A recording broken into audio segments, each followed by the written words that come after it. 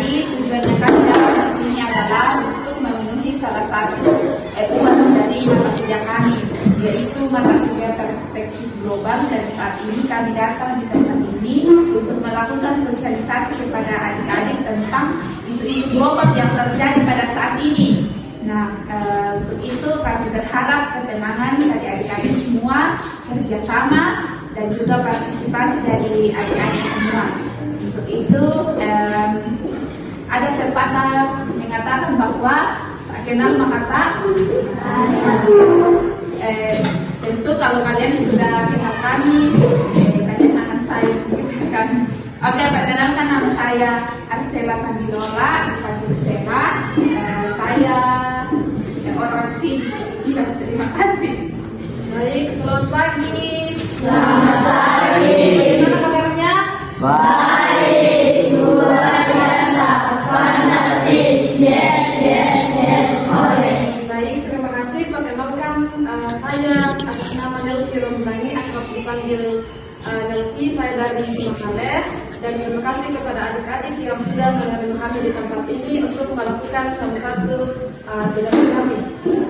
Baik, perkenalkan nama saya Adriana Boko, biasa dipanggil Adriana. Saya dari Dende. Baik, perkenalkan nama saya Franciscus Samara, biasa dipanggil Frans. Saya dari Masanda. Kita berjalan Masanda. Tidak tahu dong. Terima kasih. Baik, perkenalkan nama saya Tendra Jalsati, saya dari Dende. Perkenalkan nama saya Persidapan, saya dari Samara. Perkenalkan nama saya Romaira, saya dari Maluku. Perkenalkan nama saya Astria Megara Katilani, saya dari Samara. Oke, pasti semuanya sudah mengenal, tapi pasti belum ingat ya. Oke, kita akan mulai kegiatan kita hari ini.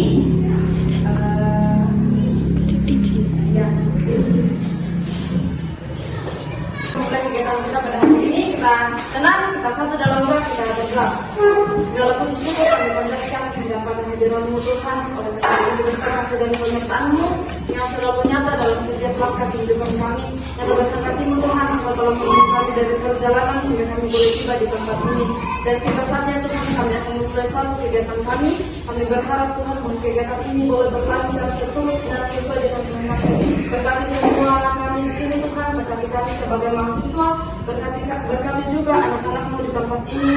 Semoga materi yang kami berikan itu boleh berdampak bagi kehidupan mereka, bahkan kehidupan kami pribadi, kehidupan kami hari ini Tuhan. Dan hari selanjutnya kami serahkan ke dalam tangan kasih-Mu. Ini yang menjadi doa kami, dan sempurnakanlah yang datang kami bawa melalui dalam tubuh Yesus, itulah Yesus suami kami hidup. Haleluya, amin. Global yang akan kita bahas pada saat ini, seperti yang ada di slide, pengaruh globalisasi teknologi terhadap keamanan dan juga etika dalam bermedia sosial.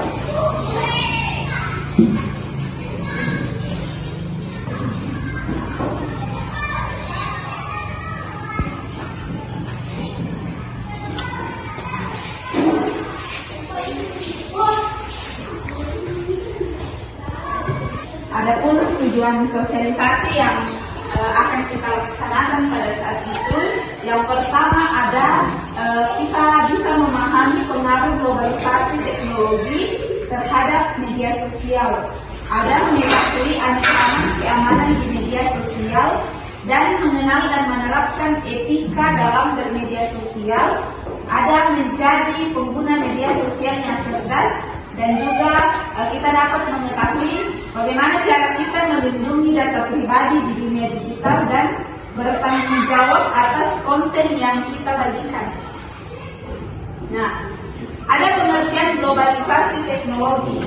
Globalisasi teknologi adalah proses penyebaran dan juga penggunaan teknologi secara cepat, luas dan merata di seluruh penjuru dunia. Ketika adik-adik di sini, misalnya adik-adik ini mengetahui informasi, misalnya orang tua adik-adik atau kakak adik-adik, baik yang ada di luar negeri maupun yang ada di luar negeri, tentu yang adik-adik cara kalian untuk berkomunikasi adalah adik-adik menggunakan adik-adik menggunakan HP.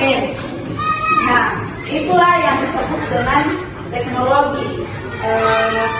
Kita cepat mendapatkan informasi dan juga tepat tanpa harus.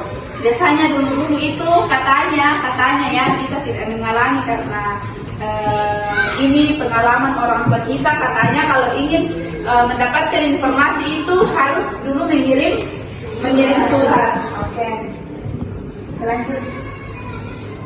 Nah, ada teknologi dan juga remaja.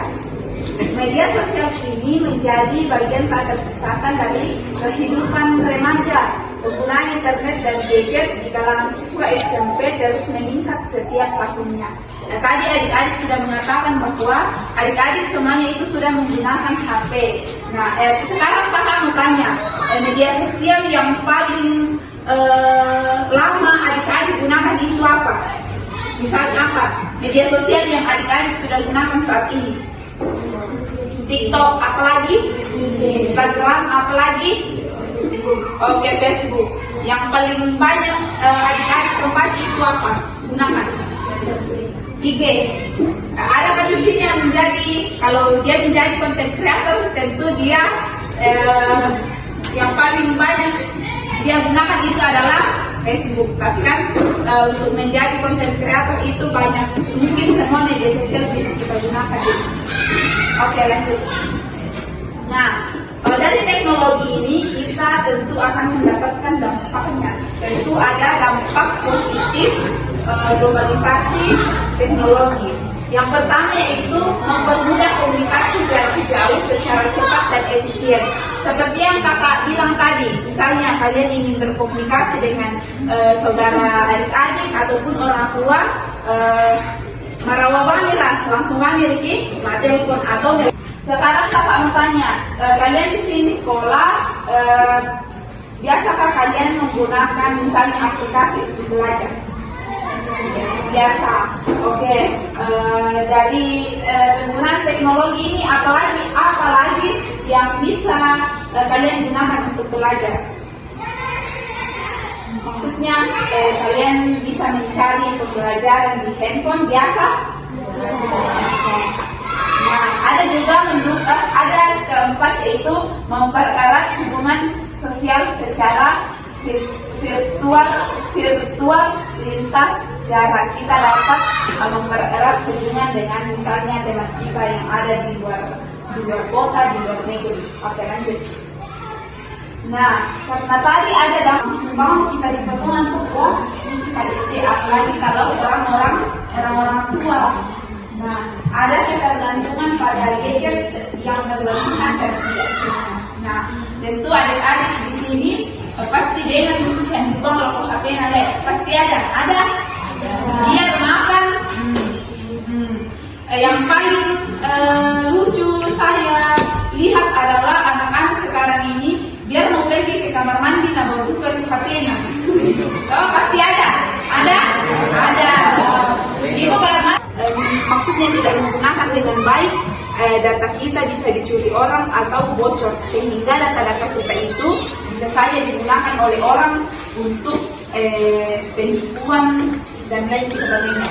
Ada juga cyberbullying dan pelecehan online yang merusak mental. Nah, kasus ini pernah kakak dapat. Ada anak SMP, ada temannya yang mereka bully.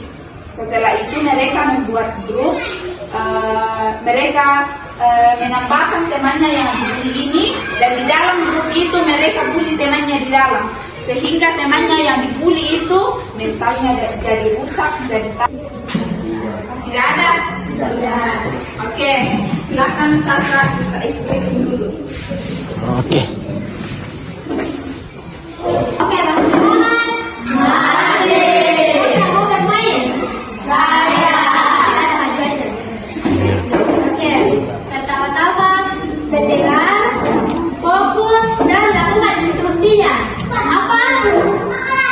Mendengar, fokus, lakukan instruksinya. Oke, dalam hitungan 3, 2, 1, cari pasangannya 3 orang.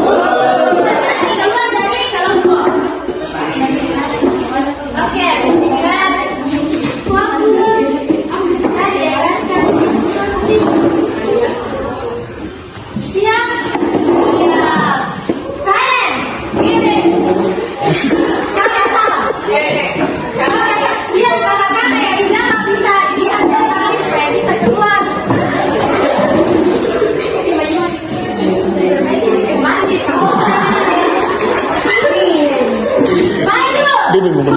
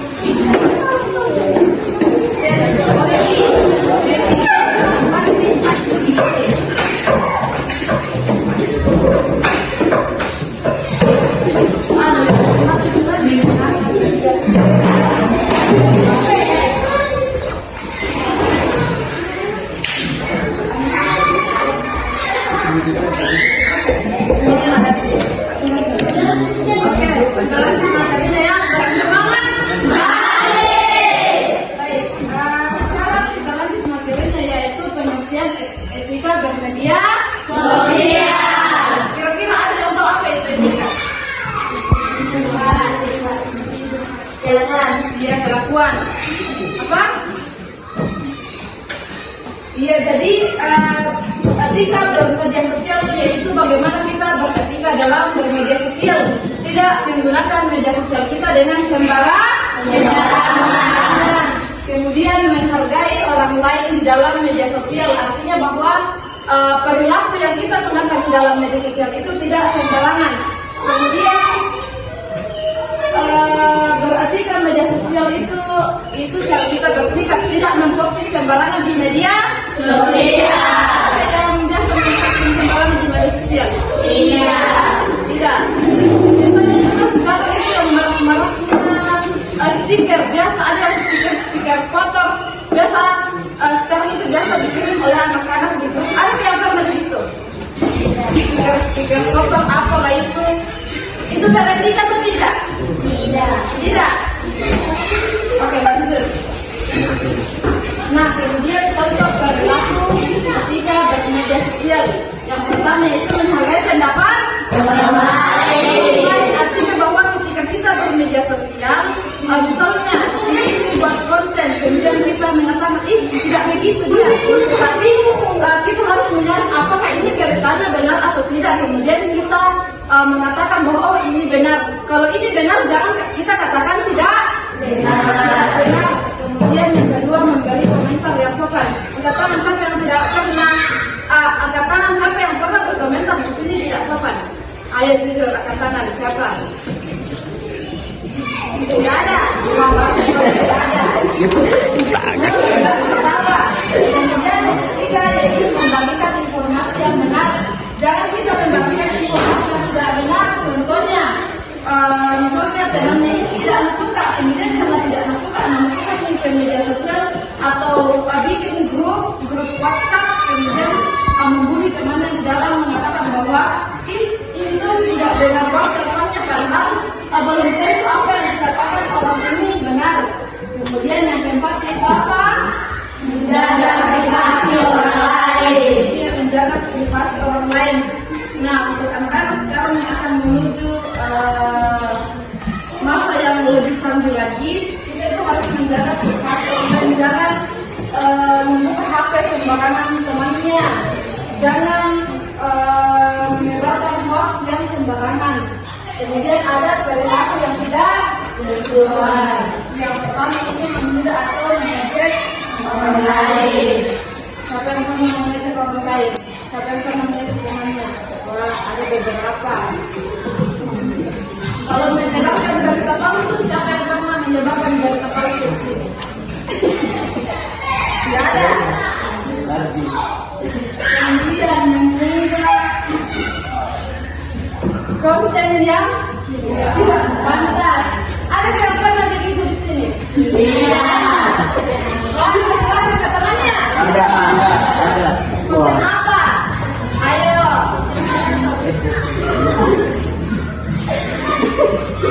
Kemudian melakukan cyberbullying seperti yang dijelaskan oleh kakak Arsela tadi, bahwa kalau kita itu tidak boleh misalnya tidak boleh membuat sebuah bully kemudian kita masukkan teman yang kita tidak suka dan itu kita bully di dalam itu tidak boleh.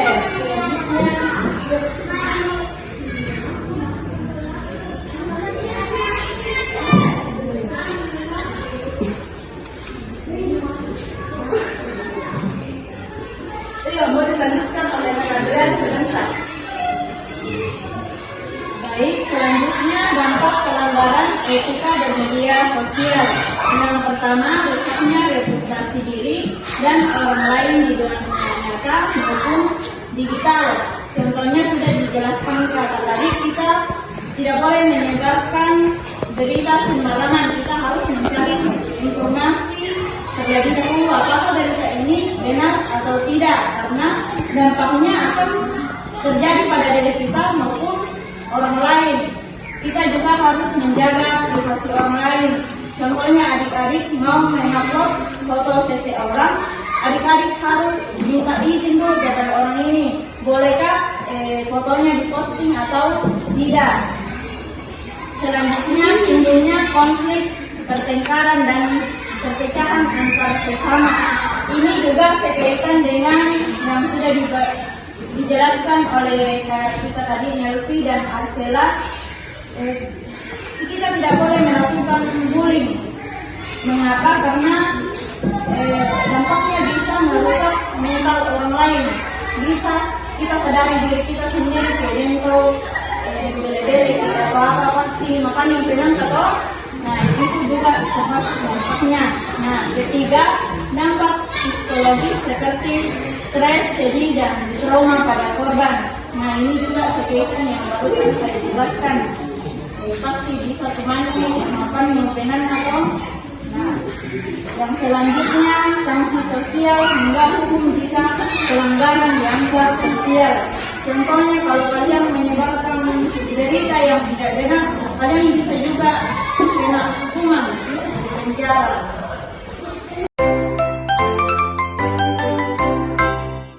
Shalom. Assalamualaikum warahmatullahi wabarakatuh. Selamat siang untuk kita semua. Baik, terima kasih atas kesempatan yang diberikan kepada kami dan juga kami berterima kasih kepada kita semua yang belum menyempatkan hadir pada sosialisasi kami untuk memenuhi salah satu ujian akhir semester kami di mata kuliah perspektif global yang diambil oleh Bapak Roberto Siduro. Baik, adapun perkenalkan kami dari Arsela, perkenalkan saya. Perkenalkan nama saya Nurul Bulangin, aku dipanggil Nelvi dari kelas B14. Perkenalkan nama saya Adriana Moko, biasa dipanggil Adriana. Perkenalkan nama saya Catherine Jocelyn. Perkenalkan nama saya Astina Betara Dilangi. Perkenalkan nama saya Fransiskus Samara. Baik, mungkin itu perkenalan dari kami. Langsung saja pada hari ini kami akan melakukan sosialisasi dengan judul pengaruh globalisasi teknologi terhadap keamanan dan etika bermedia sosial.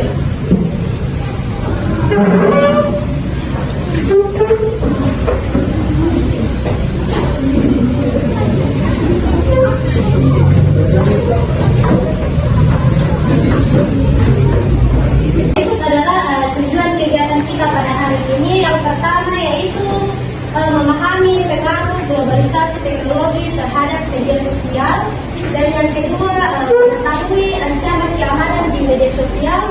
Yang ketiga mengenal dan menerapkan sikap bermedia sosial. Yang keempat menjadi pengguna media sosial yang cerdas. Dan yang kelima melindungi data pribadi di dunia digital. Dan yang terakhir yaitu bertanggung jawab atas konten yang dibagikan. Selanjutnya yaitu pengertian globalisasi teknologi. Globalisasi teknologi adalah proses penyeberangan dan penggunaan teknologi secara tepat, luas dan merata di seluruh penjuru dunia, sehingga menghubungkan manusia tanpa batas geografis. Penyebaran teknologi secara cepat dan luas di seluruh dunia. Dan yang kedua yaitu teknologi mempengaruhi kehidupan sehari-hari kita. Yang ketiga, internet menghubungkan miliaran orang di seluruh dunia.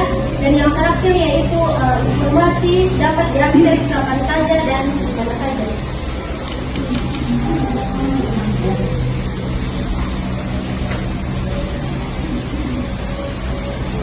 Dan selanjutnya teknologi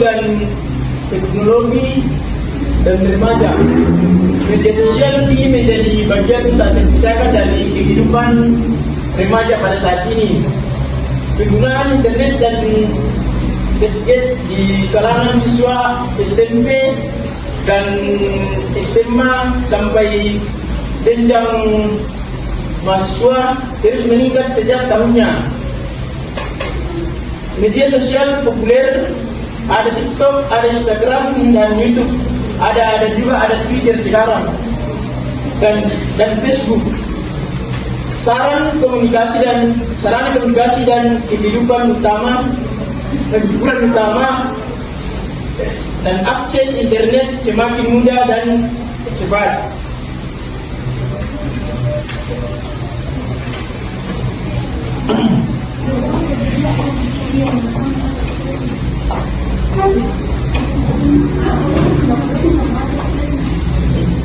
Selanjutnya yaitu dampak positif globalisasi. Selanjutnya yaitu dampak positif globalisasi. Globalisasi teknologi yaitu yang pertama mempermudah komunikasi dari jauh secara cepat dan efisien. Yang kedua yaitu akses informasi yang cepat, luas dan mudah dijangkau. Yang ketiga yaitu mendukung pembelajaran, kreativitas dan inovasi siswa. Dan yang terakhir yaitu mempercepat hubungan sosial secara virtual lintas darat.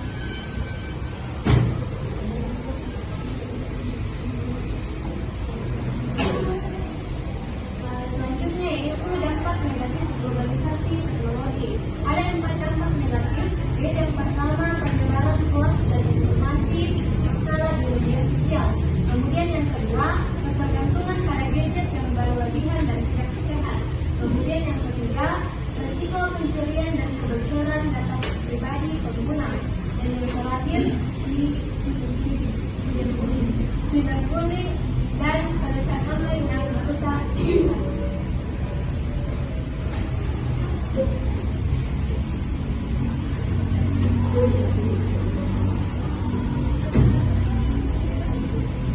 Baik, yang selanjutnya yaitu ancaman keamanan di media sosial.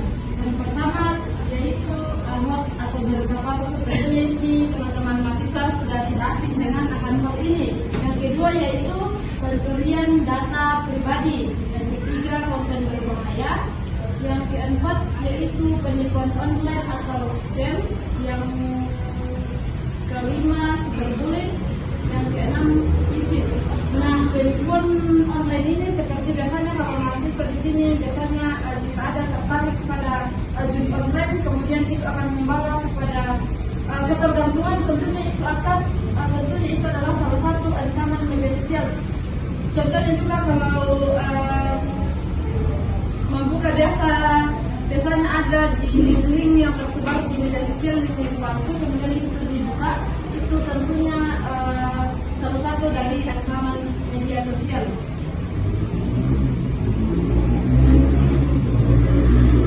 Selanjutnya, cara menjaga keamanan akun data pribadi.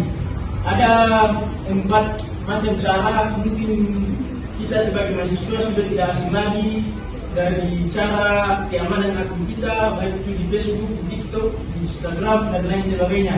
Yang pertama, kita itu gunakan password kuat dan unik untuk setiap akun media sosial. Biasa saya buat akun, ketika kita akan membuat akun harus membuat password terlebih dahulu, dan password ini harus dilengkapi dengan angka huruf besar dan huruf kecil dan lain sebagainya. Yang kedua, jangan mudah membagikan informasi pribadi kepada orang yang tidak dikenal. Contohnya informasi pribadi kita, nik dan sebagainya. Yang ketiga, aktifkan verifikasi 2 langkah untuk keamanan akun yang lebih kuat. Yang keempat, hati-hati terhadap tautan dan pesan mencurigakan yang bisa mencuri datamu.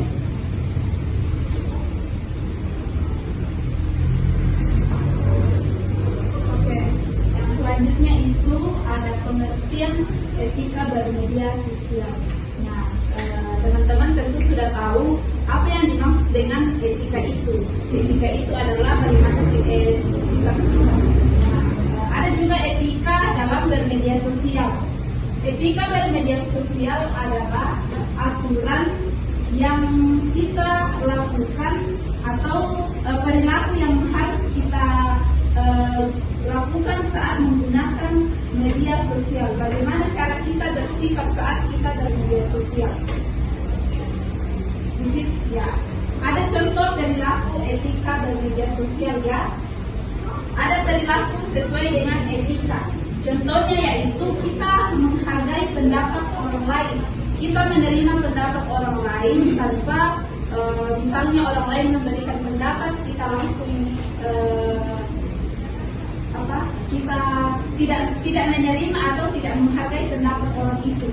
Kemudian kita harus memberi komentar yang sopan.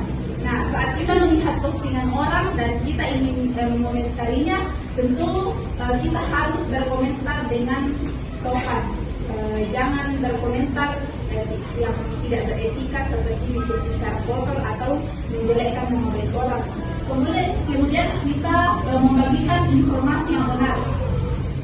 Contohnya kita melihat postingan di media sosial itu, kita lihat apakah berita ini benar-benar terjadi atau tidak, sehingga ketika kita tahu bahwa berita ini benar-benar terjadi, benar-benar nyata, barulah kita membagikan informasi itu. Dan kita membagikan informasi yang tidak benar atau yang disebut dengan hoax. Kemudian ada kita harus menjaga privasi orang lain. Nah, kemudian ada juga perilaku yang tidak sesuai saat kita bermedia sosial. Yang pertama itu menghina atau mengejek orang lain. Ini sering terjadi di media sosial. Pernah saya lihat itu di Facebook, ada orang yang menghina dan menjelekkan nama baik orang itu. Ada juga menyebarkan berita palsu. Nah, seperti yang saya katakan tadi, ada orang yang hanya menggunakan media sosial itu hanya menyebarkan berita palsu yang tidak benar. Selanjutnya kita harus mengunggah konten tidak pantas. Nah, contohnya ini konten tidak pantas adalah sesuatu yang memang tidak bisa kita perlihatkan ke orang lain. Misalnya ada video-video yang tidak pantas untuk kita bagikan itu tidak boleh kita bagikan. Nah, kita tidak boleh melakukan cyberbullying. Contohnya ini adalah saya bagikan contoh ke teman-teman. Ada seorang anak yang mereka bermedia sosial melalui WA. Mereka membuli temannya di dalam grup WA. Mereka memasukkan temannya yang mereka bully itu. Setelah itu mereka bully di dalam melalui chat, sehingga temannya ini dia jadi rusak mentalnya, jadi takut, bahkan dia jadi panik.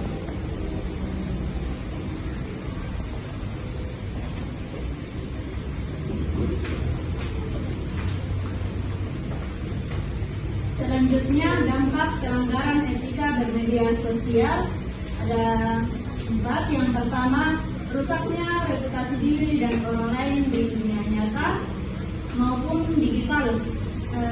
Yang dimaksud di sini rusaknya reputasi diri dan orang lain ketika kita membagikan sebuah postingan atau berita yang tidak benar, reputasi diri si pembagi berita ini pasti rusak.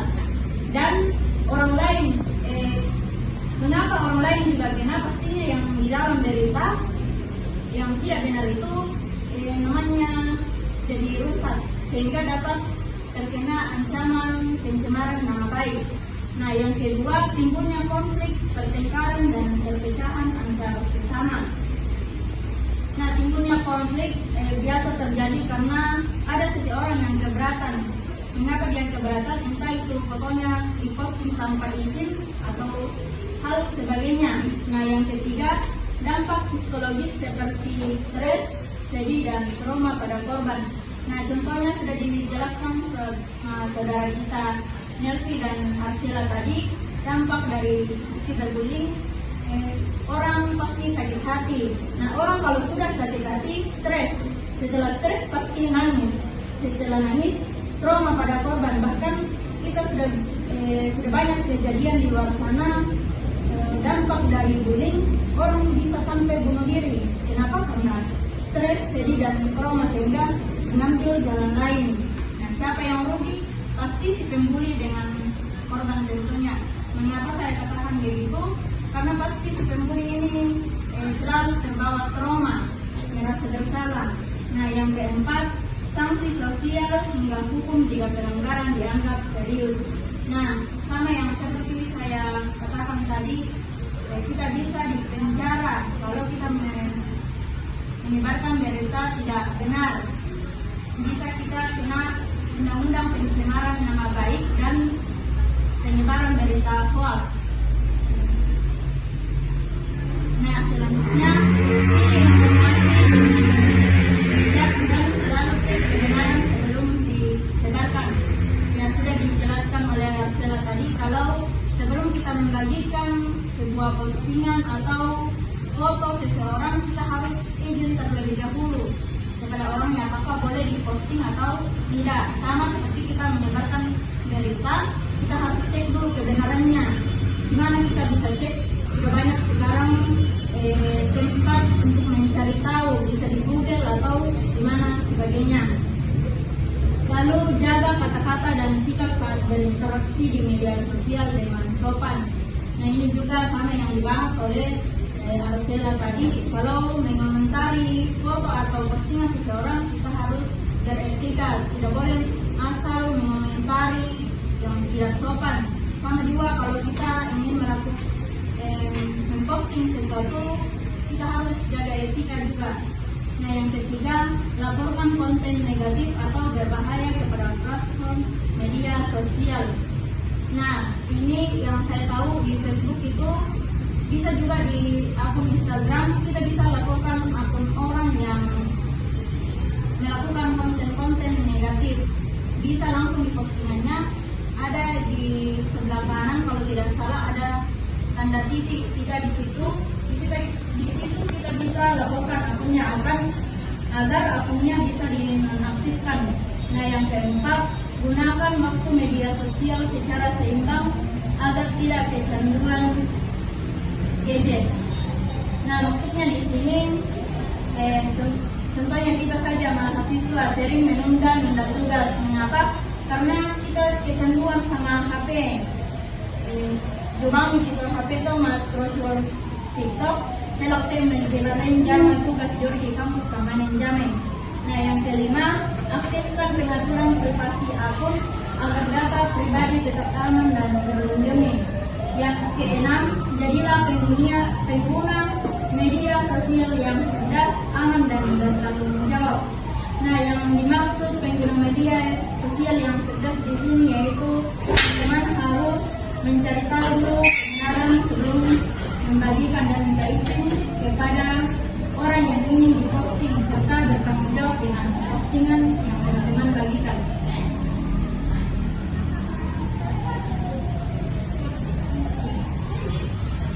Tidak terasa nanti kita pada saat ini sudah berada kepada kesimpulan materi kita hari ini.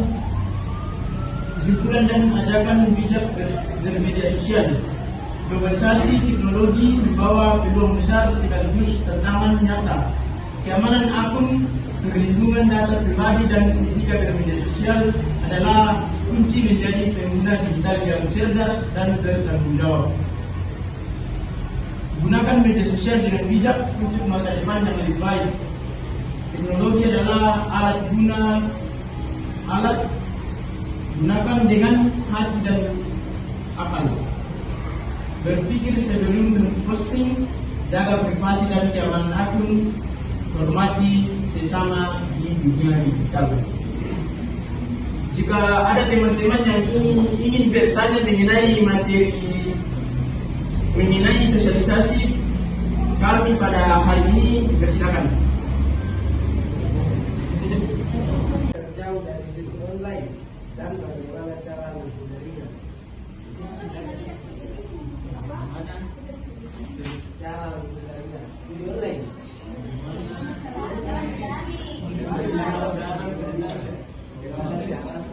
Bagaimana cara menghindari judi online? Nah, menurut pengalaman saya, kita bisa menyibukkan diri kita, misalnya kalian pergi mancing atau apa, agar tidak selalu main HP sehingga tidak melakukan judi online.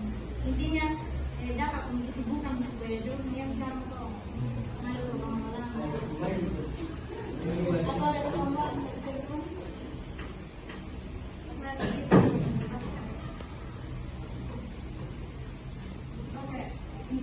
Intinya bahwa kita harus mengendalikan diri kita. Kalau kita tidak mulai dari diri kita sendiri, lalu kita akan memulai untuk tidak terjerumus kepada hal-hal itu. Memang di awalnya itu menyenangkan, tapi ujung-ujungnya akan menggerogoti apa yang ada di diri kita. Jadi intinya bahwa kita harus sadar dan sadar. Sesuatu hal itu dimulai dari diri kita sendiri. Masih ada ditanya? Masih ada pertanyaan? Oh, Bian, silakan.